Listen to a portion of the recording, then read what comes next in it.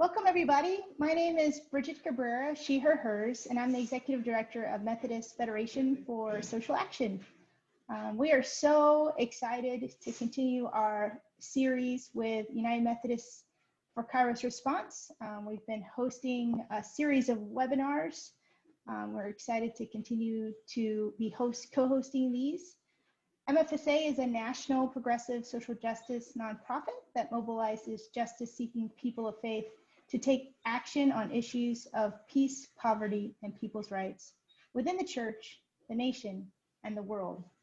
Just a few announcements concerning our call. We've got a lot of folks on the call, and so really invite you to continue to keep your videos off and your audio on mute. This will help everyone be able to hear our speakers here and see them. It'll also help with our internet connection. We are recording this webinar so that will be available after today, and will also be shared by UMKR and MFSA in the coming days. I know you all have been using the chat to introduce yourselves. Once we get started, we really ask that you hold off on using the chat so that we can dedicate that to questions for our speakers. So as you think of questions, we invite you to put those in the chat, and you don't have to wait until we get to that kind of question and answer time. You can put those in the chat as they come to you. And then finally, we are offering closed captioning for this webinar. If you click closed caption option at the bottom of your Zoom and click show subtitles to view, you'll be able to see those. And we apologize in advance for any spelling mistakes or errors. We're literally live typing closed caption as we go along. So that's a very difficult thing to do, but we're glad to be able to offer that. Now I'll turn our conversation over to our moderator, John. Hello, everyone. I'm John Wagner. I'm one of the co-chairs, along with Lisa Bender of United Methodist for Kairos Response.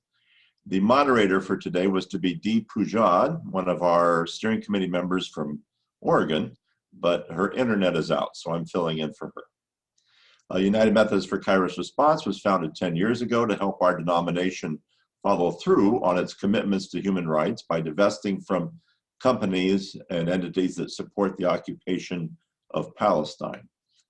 If you check out our website, you'll find that our work now includes providing educational materials, videos, webinars like this one, promotion of authentic Holy Land travel, lobbying for federal legislation to protect Palestinian children, while at the same time opposing governmental restrictions on nonviolent economic action to achieve justice.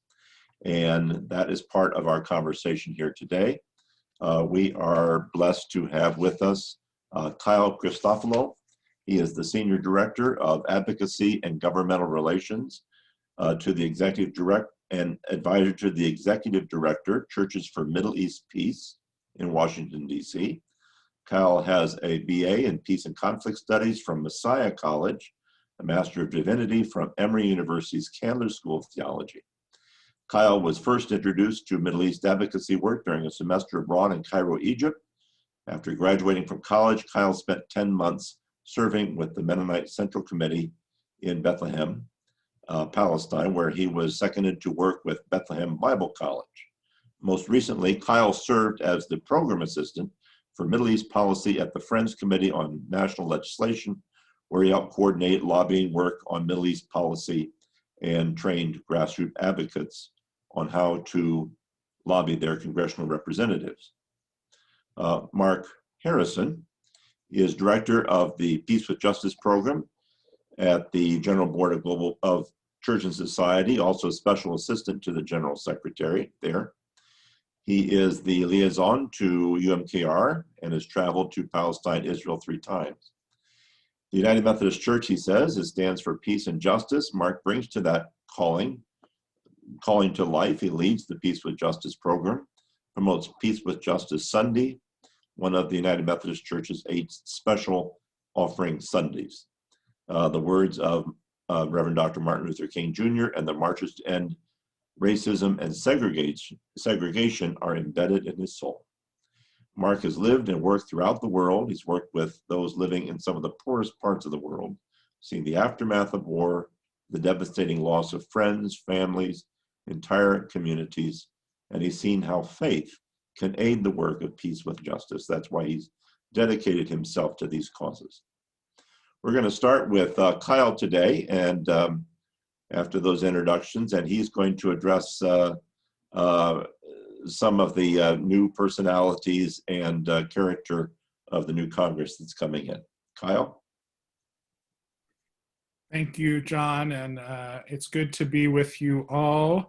I hope that you are all staying healthy and safe during these challenging times. It's really, again, a pleasure to be with you all, and I'm looking forward to the conversation. As John said, Mark and I are splitting up the topics of today's webinar, and I'm really focusing on who are the new leaders, who are the new members that we expect will either be sympathetic to Palestinian rights or will have key positions within various committees that are relevant to the work that we're doing.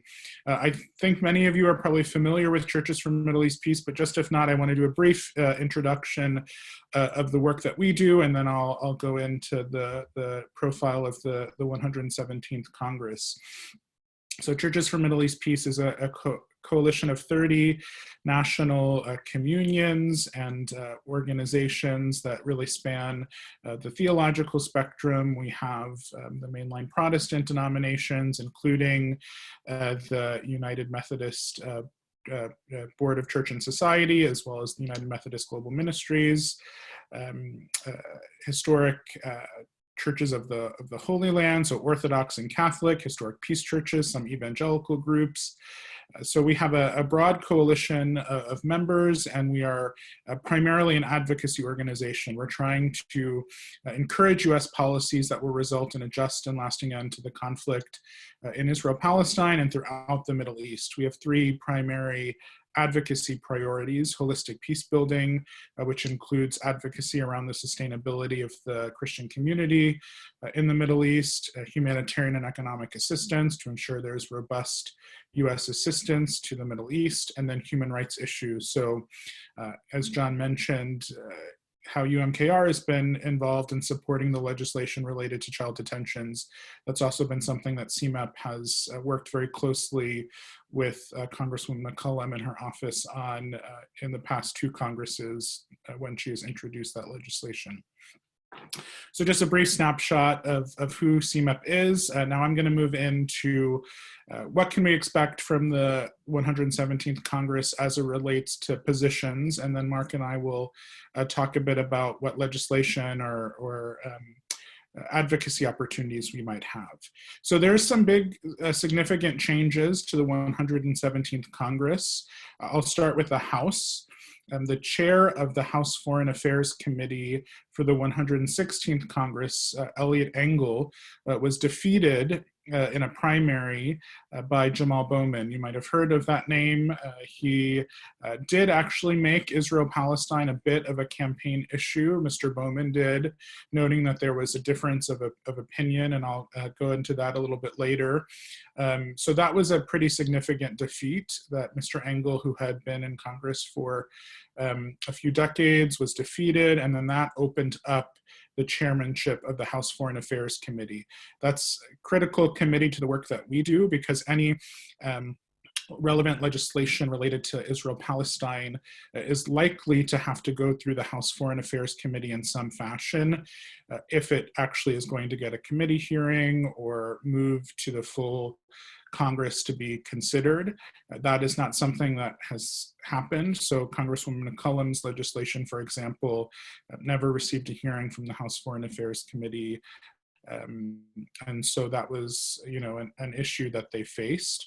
We don't expect the new House Foreign Affairs Committee chair necessarily to give a hearing. We don't know. There's no legislation at the moment for a hearing, but it's still significant that there's a change in that committee. So the new committee chair is Gregory Meeks, also from New York. Mr. Engel, who was defeated, was from New York as well. And so it was an interesting, you might have seen the race to become the chair of the House Foreign Affairs Committee became a bit of a topic of conversation around Israel-Palestine. Congressman Castro of Texas ran as well, and he really asserted himself in that race as sympathetic to Palestinian rights, putting himself as the new, as the chair who would want Palestinian voices to be before the committee. He talked openly about opposing annexation and funds towards annexation. And then that forced Congressman Meeks, who eventually won the race. So that new chair, I saw it in the chat, is Gregory Meeks, M-E-E-K-S, to also come out at one point against funding toward annexation. And we saw that, so Israel-Palestine became a bit of an issue. In a recent interview, which has been dropped in the chat by Lisa, Gregory Meeks affirmed his desire to see humanitarian funding be reinstituted to the Palestinians. As I'm sure many of you know, under President Trump's administration, all humanitarian assistance to the West Bank and Gaza, as well as to UNRWA, has been cut off, even despite the fact that it has been approved by Congress. So that's significant that the new chair is out there saying that he is supportive of aid. And there's some other issues that he mentions in that article if you have time to check it out. The ranking member will be Mr. McCall. So the top Republican on the committee is Mr. McCall. He was the top Republican in the 116th Congress, and he is from Texas. The second committee to change significantly is the Appropriations Committee.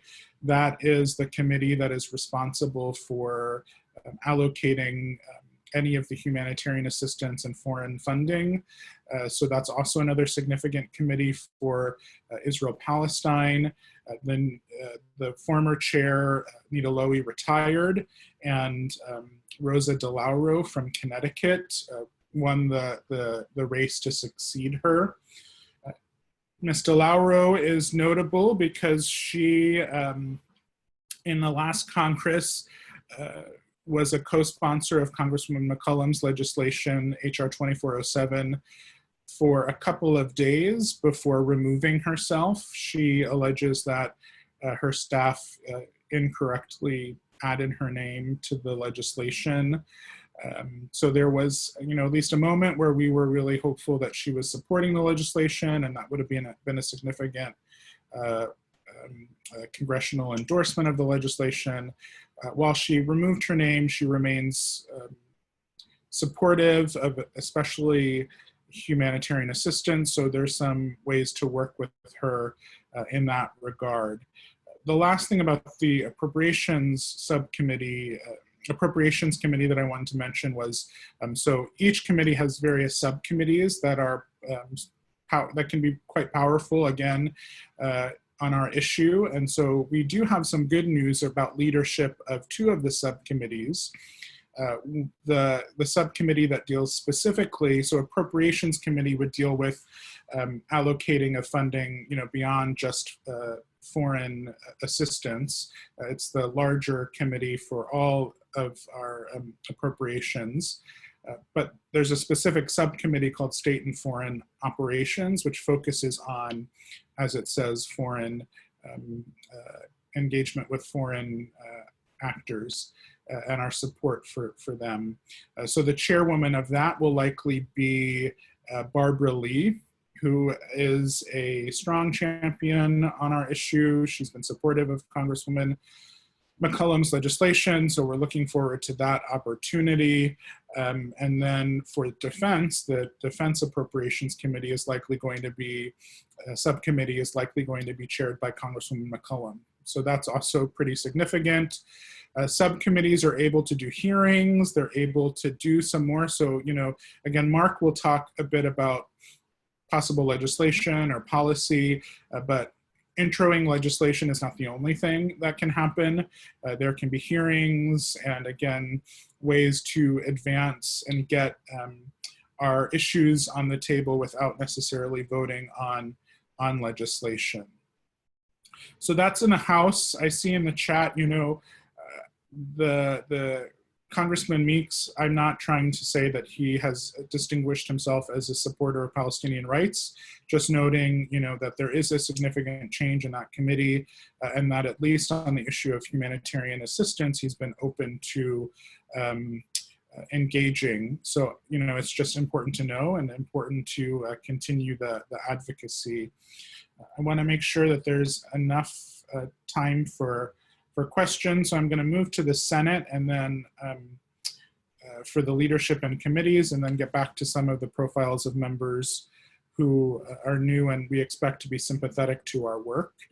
When I started to prepare for this webinar, I was not expecting Raphael Warnock and John Ossoff in Georgia to be victorious. It was always a possibility, but I at least was operating under the assumption that we would continue to have a Republican controlled Senate.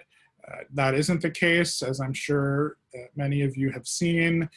Just a week ago yesterday, both John Ossoff and Raphael Warnock won their contests in Georgia. So that means that we will have a democratically controlled Senate, which will probably not be very relevant necessarily to Israel-Palestine issues, but certainly for other foreign issues related to the Middle East, as well as domestic issues, of course.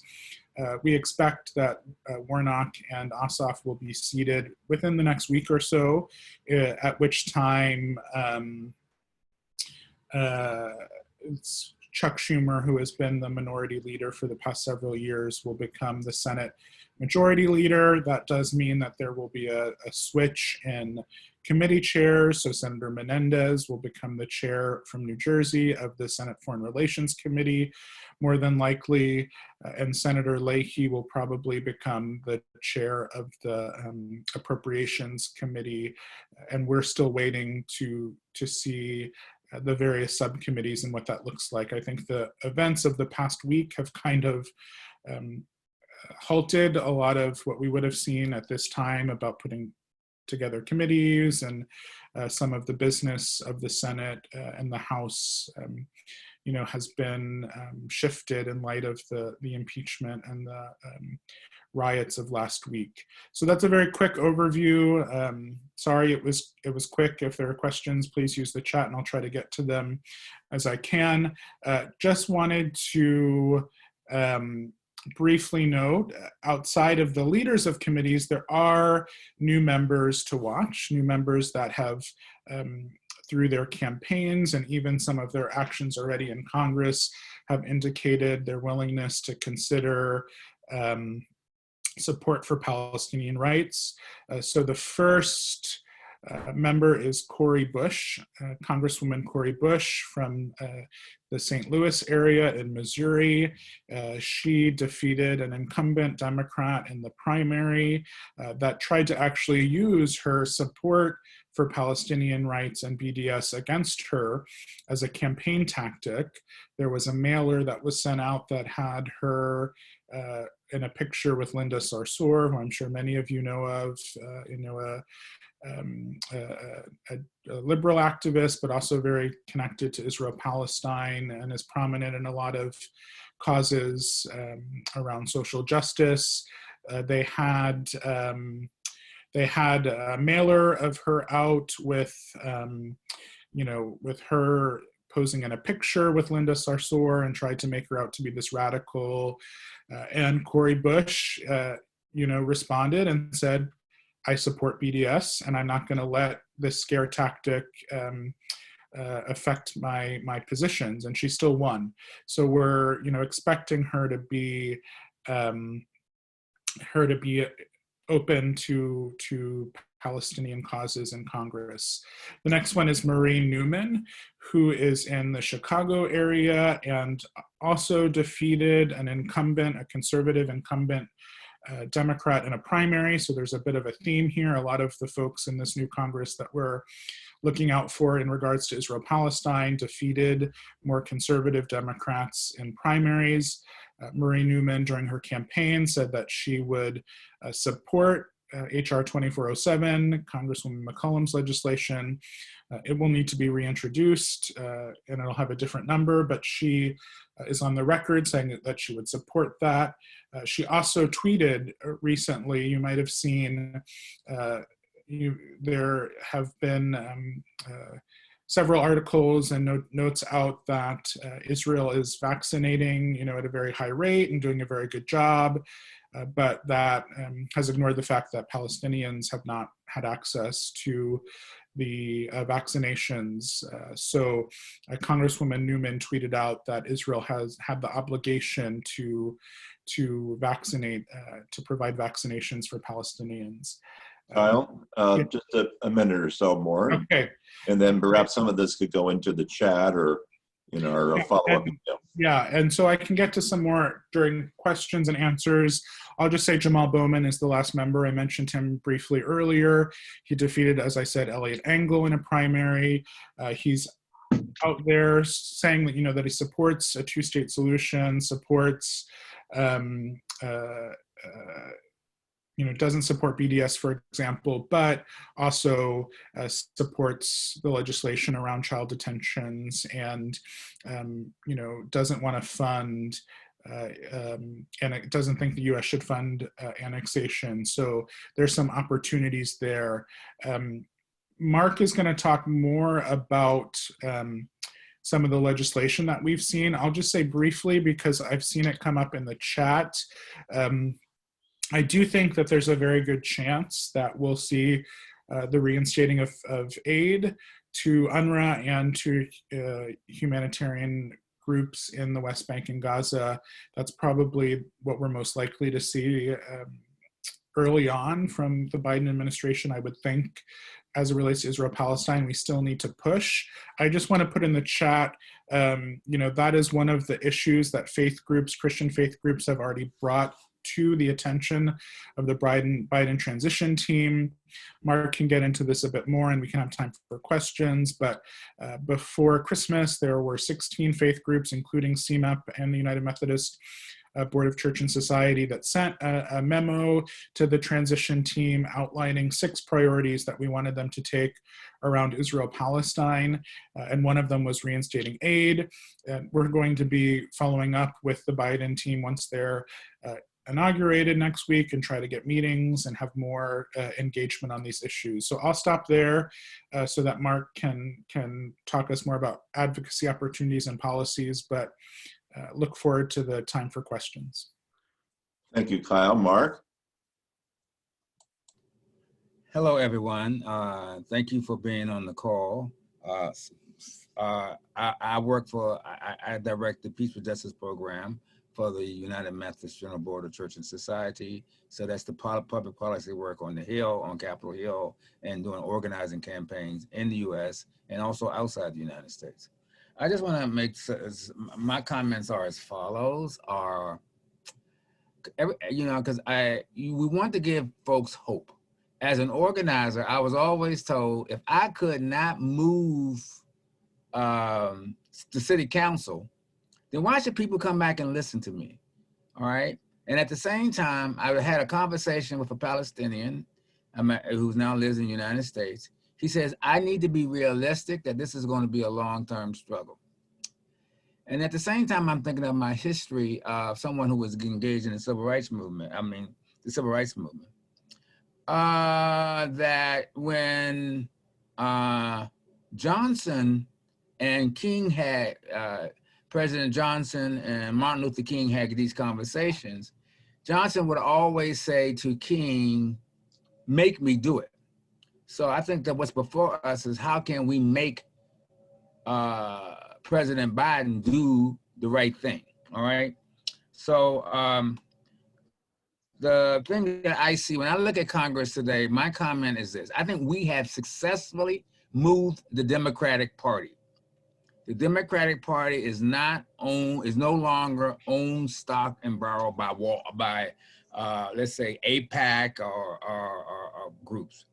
What we have not done well enough is we need to engage Republicans. We cannot allow Republicans to give them a free will and let them say there is no Palestine and we're just going to stand with Israel, right or wrong. So those are the two things, some of the overarching things that I think that we need to look at as we do this work. And there were certain events that happened, some of the things that Kyle raised. One is during the discussion on the Democratic Party platform,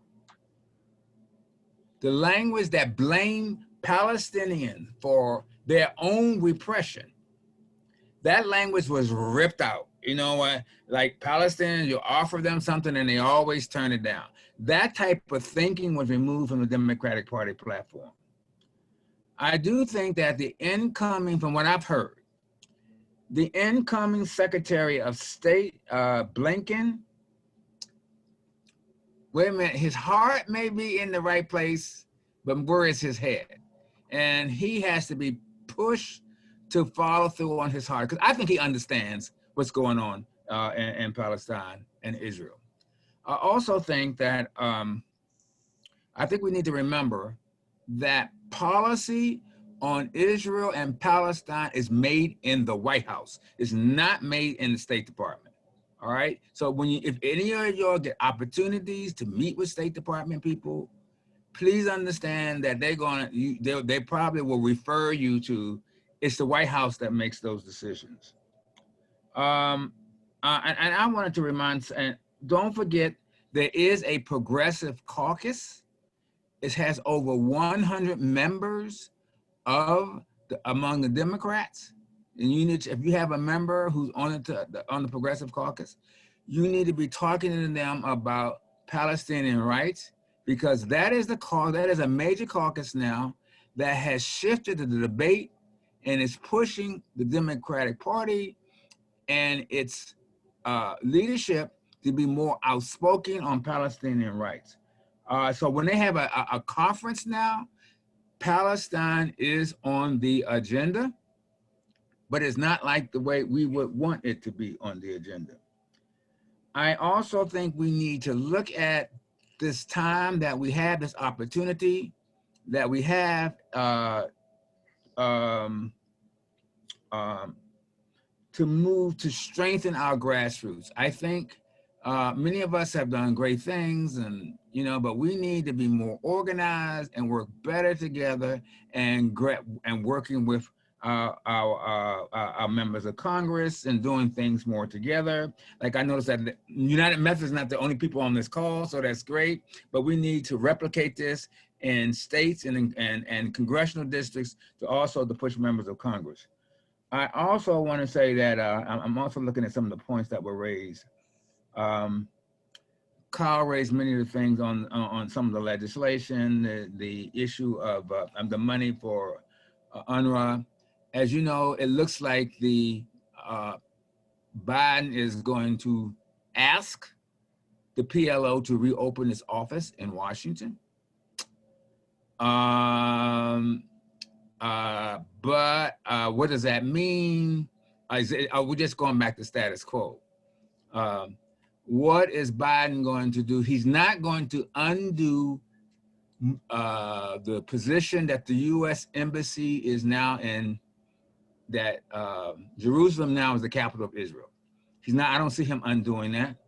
He's not going to undo these governments, these many Arab governments who have recognized Israel. He's not going to undo any of that. But beyond the issue of UNRWA and giving money to UNRWA and reopening the office, we need to get language reinstated that there is occupied territory. The occupied territory is illegal. All right, I think that's important. And we need to strongly fight and push him on annexation. But he needs to be pushed. He needs to feel the pressure. He's not going to do this just because it's the right thing to do. And I want to respond to some things that I see in the chat. the trips. Members of Congress do take trips to Palestine and Israel, mainly to Israel, and hear the Israeli government. And these conversations usually take place during the first year of a new Congress. So depending on how the COVID and the vaccines work out, you should expect if it works out, quote, that people can travel again, you should expect in the month of August that members of Congress will be visiting Israel. And you need, if your member is a new member, you need to tell that member, if you take the trip, I expect you to visit Palestine and talk to Palestinian leaders, or go on another trip. So that's another thing. Let me see. I looked at Biden. Anything else in the chat that I'm just not missing? Members will always say that Israel has a right to stand up for itself, right? But the Palestinians have a right to stand up for themselves. Palestinians have a right to security, all right? And these are some pushbacks that we need to make. And mainly, since we are mainly, majority of us are Christian on the call, we need to think about strategy-wise how we want to take on Christian Zionism. And it is the Christian Zionists who are driving the debate among Republicans. So that's the most points that I have to say. And I'm willing to take any other questions that anybody else has to say. Okay. Oh, and then, yeah, on BDS, I do think question one is on the BDS issue. The official thing that came out of the platform, Democratic platform, criticizing Israel does not equal anti-Semitism. All right. So I don't think that you will have problems in the State Department pushing that line. I do not think we're going to have problems with the Department of Education pushing that line to colleges and universities that define it that way. Lastly, I also think, I keep saying lastly all the time, but that's just the way I talk. I'm sorry. Some people ask about Samantha Powers. Samantha Powers is the new nominee to be head of United States Agency for International Development. Very quickly, remember, she was U.S. Ambassador to the United Nations. She has played a role in formulating policies to block Palestinian rights or criticism of Israel in the UN Security Council. But she also was, I think she was sitting in the seat when the resolution came up to condemn Israel. I think it was the occupied territories, and the United States abstained. I think she was sitting in that seat. So I think she understands the issues, but I don't think that they don't feel as if there's enough power in this country or on them to get them to do the right thing. So I'll be quiet from there. All right, great. Thank you, Mark. And maybe, is it okay if I just add in a quick comment? Sure. Yeah, I think, I second a lot of what Mark has said. I think, this conversation includes both Congress and the administration, and they're different and connected, but strategies do need to be different in some regards toward each. I think as it relates to the administration and what I agree with Mark that we need to push, what we're going to see is the desire to go back to the status quo under the Obama administration, right? The idea that good policy toward Israel-Palestine will be to undo as much as we can from the Trump administration and get back to where things were. And I think that we all, at least at CMAP, I won't speak for others actually, but that's not sufficient, right? A lot has changed in the past 4 years. There's also, the reality that a lot of the positions from the Obama administration were not necessarily the best as it relates to Israel-Palestine. So that's where I think there is going to need to be a push. And for many advocates, many grassroots advocates, you might not be able to get into meetings with the State Department, but that's where, one thing that you can ask your members of Congress is to make sure that they're pushing the State Department, that they're pushing the administration.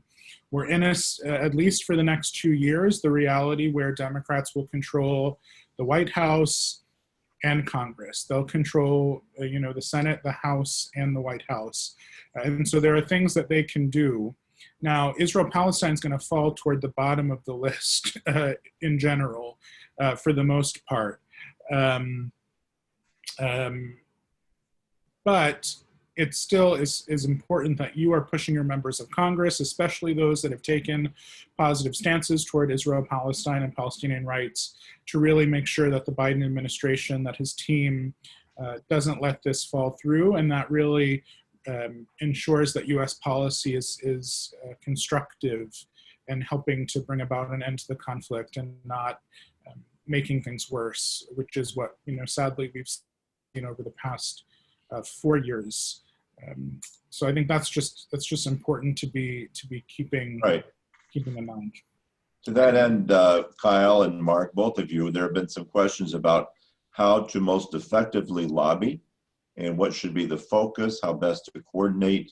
Mark, I'd like you to address that first, and then Kyle, we do have some other questions, so fairly brief answers if you don't mind. Okay. This is something I said long ago, and this is how I see this issue. This is one of the most difficult issues to advocate and lobby members on. And like I say, I've seen us change. It's because of people on the ground. It has the work that you have done in our movements. I think we need to look at policy now is going to change on the basis of movements. New members of Congress got elected because of movements. So the Palestinian rights movement also has been significant in the change that we have made. I think individually going into a meeting with a member of Congress, I can use mine as an example. Representative Brown of Maryland, he is not going to be a leader on this, no matter, and he's going to listen. If the top of the party says go for it, he'll be with it, but he's not going to lead. So the point is, I think you need numbers. One person, two persons going in to meet with a member is not enough. Members need to hear that more people in their congressional districts and their states care about this. All right, and that we're willing to push them on Palestinian rights. All right, and that's how I see it, because I can go in there and I can meet with members of Congress now. But I know that when I listen to them, there's some of them will just say, what does my grassroots say? What's going on in my congressional district? So we must strengthen our congressional districts on the ground. And I see some other questions in there, but I'll stay in line with the structure. And Kyle, can you take a stab at this? Yeah, I mean, I'll just use Congresswoman McCollum as a little bit of a test case, and hopefully that can help inspire some folks. Congresswoman McCollum is not a member of the Congressional Progressive Caucus. Mark is right that that's a critical caucus, and a lot of the voices that are in support of Palestinian rights are in that caucus. Betty McCollum is not. She's actually not progressive across the board in a lot of ways. She took a meeting. Her office took a meeting with advocates, with experts on the issue.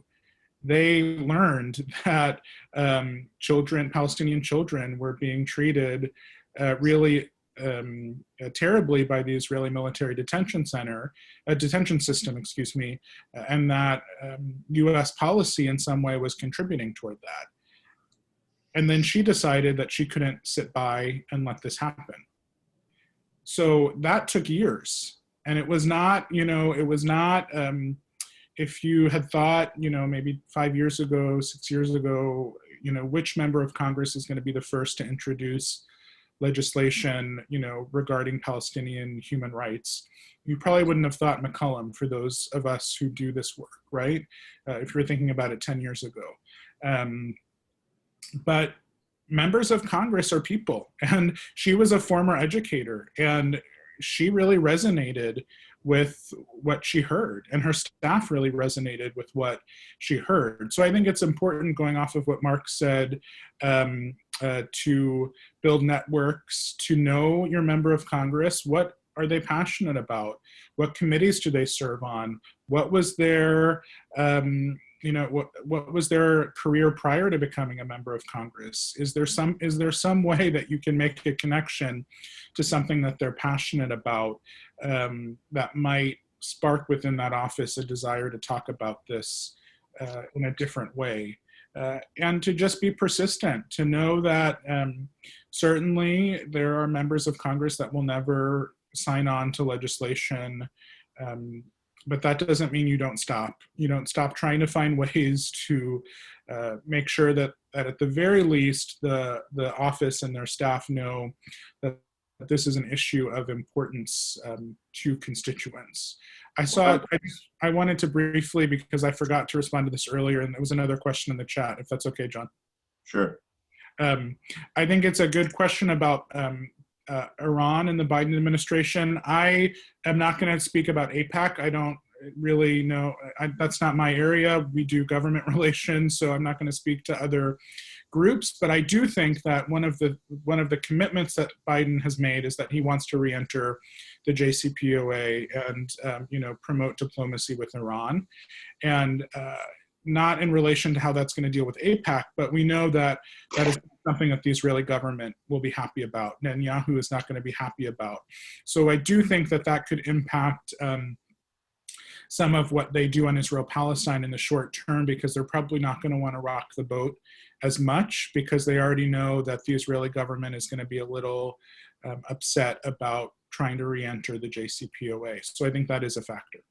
One thing is, I just said there are people on the phone from California, and I just want to remind the Vice President Harris, she's very close to Israel, but some of the grassroots work that's been done in California has caused her to at least talk about Palestinian rights.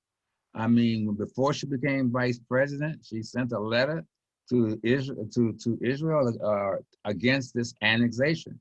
So that shows when we do our grassroots work that we can make change.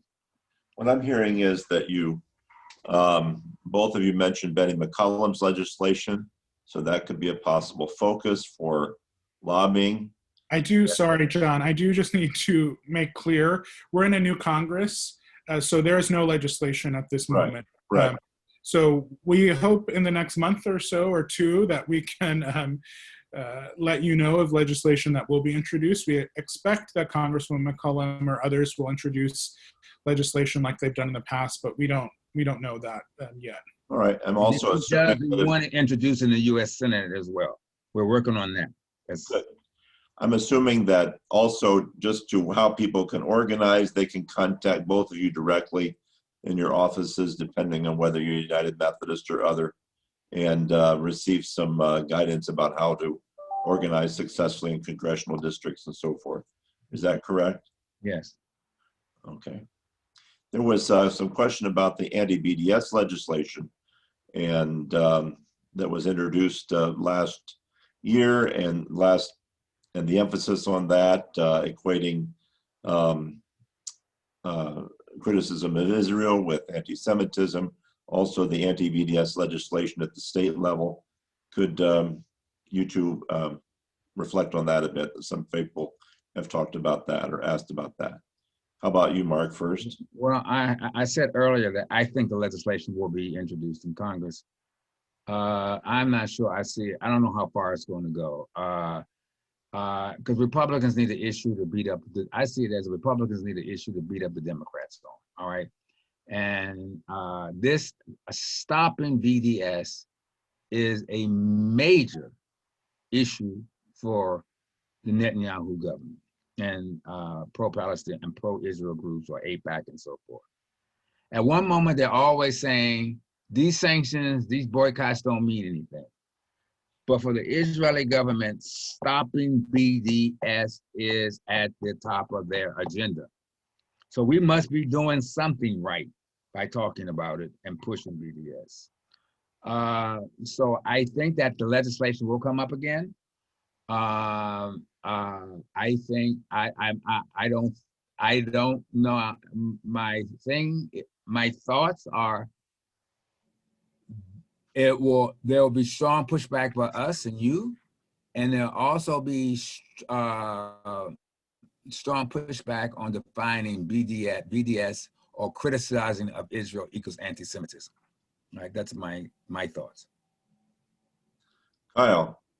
Yeah, I mean, just briefly, I think Mark, I agree with Mark. I think with, again, Democrats controlling both houses of Congress and the White House, we might see Republicans introduce legislation, kind of gotcha legislation to have Democrats be on record either, supporting BDS or opposing BDS. Of course, if you oppose legislation around BDS, that doesn't mean you support it, but I think that we could see that, right? So Republicans might try to introduce some legislation to further show that now the Republican Party is the pro-Israel party and the Democratic Party is the anti-Israel party. For many years, there was not much of a difference between the two parties, and there still isn't, structurally, but we're definitely starting to see within the grassroots of the Democratic Party and some members a shift there. I don't think, though, that we would see it to be a priority. I don't think Speaker Pelosi would move it. I don't think it would pass necessarily. It might be reintroduced. I'm not sure. I think if it's reintroduced, it's still important to make sure that your members know that you oppose it, but I don't know if it would necessarily pass. We don't work on state issues at all, so I can't really speak to the state legislation. There was a question about educating congressional representatives and senators with regard to these free trips that AIPAC has been financing for years and other groups. What would you say to that? Is there some way to counter that in Congress? I think I tried to answer that, but I'll repeat myself again, that these trips take place in the first year of a new Congress. So if members can travel in the month of August, meaning the freshman class will be offered that trip, all right? And on the Democrat, you got somebody on the Democratic side who organizes the trip, is the lead person. That's Representative Hoyer from the state of Maryland. And I think from California, it is the actual ranking member, what's his name? He heads up the Republicans in the House. Kevin McCarthy. McCarthy leads those trips, all right? So if folk in California could do a mass organizing effort towards him, to get him to say, you should talk with Palestinians. Now, the thing is that you need to be very careful. We don't want talking to the Palestinians to be a checkoff box. All right, we visited, we dropped by Ramallah, we took pictures in Bethlehem, and we came back so I can do my checkoff point. But the point is, we want them to see, hear, and act in a way that that stands up for Palestinian rights. Because I've seen trips and you would think that people see this, how bad situation is. They may not come to the same conclusion that you expect, but we need to push them to hear his voices. And I think another thing that has been happening is Arab Americans and Palestinians have not been welcome in the offices of members of Congress. Now that situation has also changed, all right? But it is still an issue of will a member meet with, let's say, someone from the PLO per se, all right? Kyle, you want to take a crack at that? I think Mark handled it well. You don't have anything to add. All right. There was a question about filling out the Biden administration is pledged to have more Arab Americans as part of that. Either of you want to address that? Carl, you want to go first? Because I have a different perspective on that. I have a perspective on that. I think I put in the chat, I'm not, I haven't followed very closely with that particularly. One of the early senior White House positions was Rima Dudan. I'm not sure if I'm saying her name correctly, but Palestinian American who had worked for Senator Durbin for a long time, and she'll have a senior role at the White House. I know that got some press when she was announced, both positive press and some accusations against her, but I'm not sure of other announcements in that regard yet. All right. There's a question that just came through about how do we coordinate better? I mean, I think there's some frustration that, well, people are always saying that churches should be working together. All these advocacy groups should be working together. And there should be bipartisan legislation. You always. Yeah. How do we? Oh, and Mark, I'm sorry, you were going to address this as well. No, go ahead. I just think I'm going to pass on that one. Okay. Since this is being recorded. Anyway, but that comes back to how we best organize as advocates for Palestinian rights, as denominational groups or within our denominations. Would either of you care to candidly reflect on that as you've observed how people like us have been working over the last few years? Yeah, I'm happy to go first, and then Mark can jump in. I mean, Mark and I are on many calls together throughout the weeks. There are a lot of coalitions based in DC that bring together a variety of the solidarity and advocacy and education groups that are working on this issue, and policy folks. It's not perfect. I think, over the past 5 or so years, we've seen a rise in people working together. The reality is that there are groups that, still hold different positions, don't see necessarily eye to eye completely on policy issues. And so that always impacts, it's always a challenge.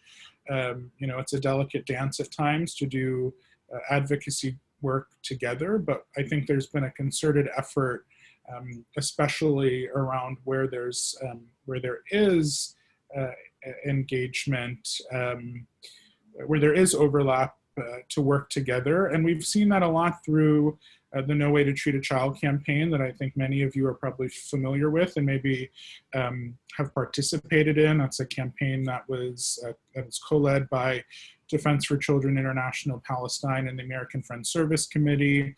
And it's really, predates Congresswoman McCollum's legislation, but that was, a campaign that really brought to the forefront the treatment of Palestinian children in Israeli military detention, and was focused on a particular issue. And I think that's another a lesson in this regard, that CMAP does not have, we don't support or oppose BDS, for example, because our 30 member communions don't have the same views on it, and we make our decisions based off of consensus.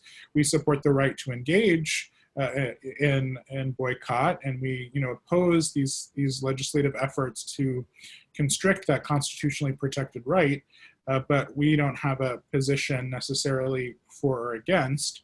But when you pick a specific issue like the treatment of children or aid, you can agree to work on something very narrow together while continuing to work on the other issues that are maybe separate. So that's at least some suggestions. Mark, I don't know if you have anything else.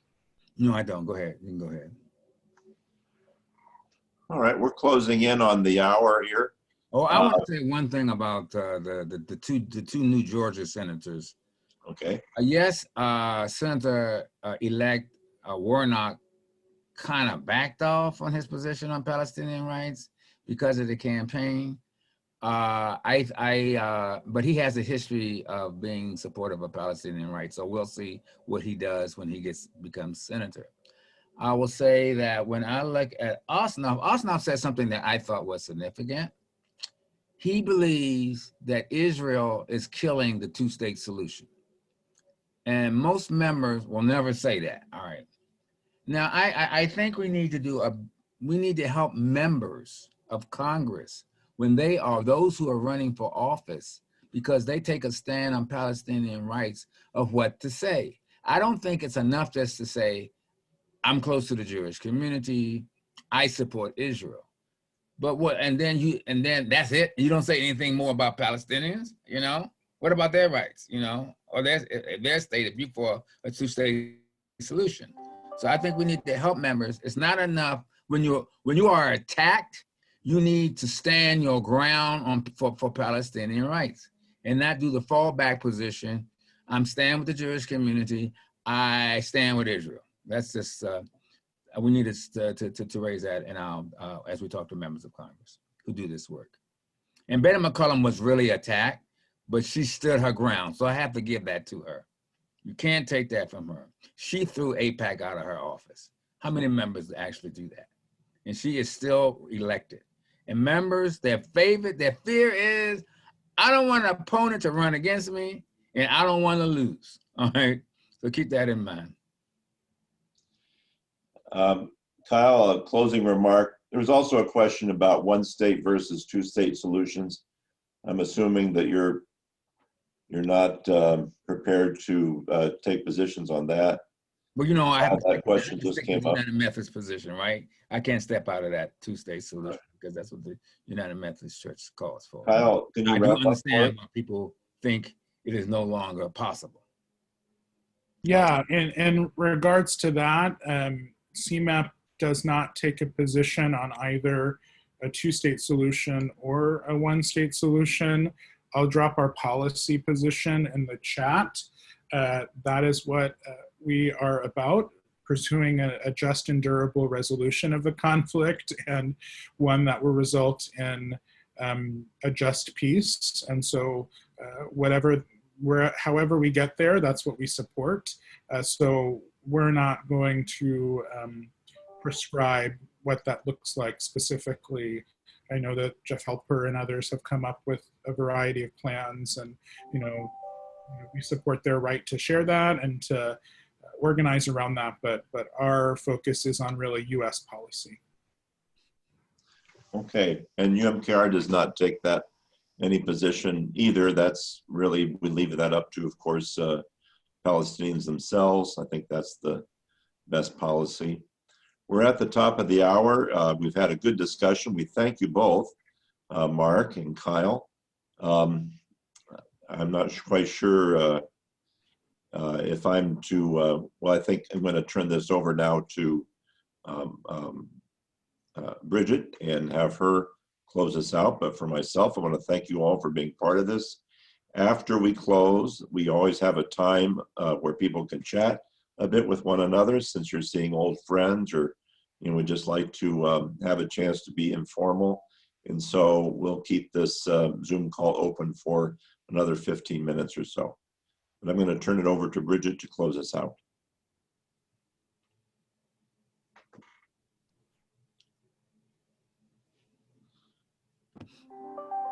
Hey everybody, our next webinar will be February 10th at the same time, 1 p.m. Eastern Standard Time, and the topic will be colonialism's ongoing influence on indigenous peoples around the globe, including Native Americans, Africans, Filipinos, and Palestinians. So we hope you will join us, mark your calendars, you'll get information on that, and we will continue to do our co-hosted webinars the second Tuesday of the month at 1 p.m. Eastern Standard Time.